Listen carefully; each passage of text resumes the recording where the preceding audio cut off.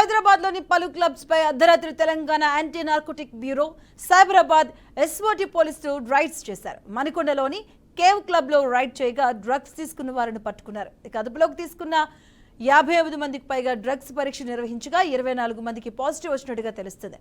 ఇక వీకెండ్ సందర్భంగా cave pub లో డ్రగ్స్ పార్టీ నిర్వహించారని వెల్లడించారు.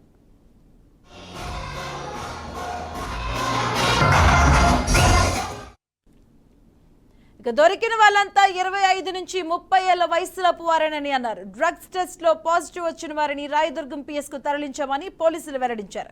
ఆదివారం ఉదయం ఆసుపత్రికి తరలించి వైద్య పరీక్షలు నిర్వహించనున్నట్లు పోలీసులు తెలిపారు. ఇక పబ్ పై దాడులు చేసి టెస్టులో పాజిటివ్ వచ్చిన వారిని అదుపులోకి తీసుకున్నామన్నారు. ఇక సుమారు 50 మందికి టెస్టులు చేయగా 24 మందికి పాజిటివ్ వచ్చిందని వారందరినీ అదుపులోకి తీసుకున్నామన్నారు.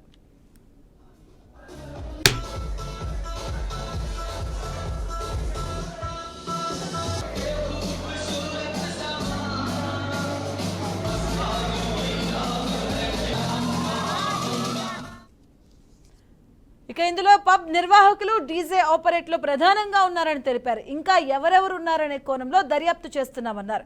పబ్ లో తనిఖీలు చేస్తే అక్కడ ఏం దొరకలేదని వెల్లడించారు. గంజాయి మత్తు పదార్థాలు సేవించి వాళ్ళు కూడా టెస్టులు చేశామన్నారు. ఇక పబ్ ఓనర్ పై కేసు నమోదు చేసినట్లు సమాచారం.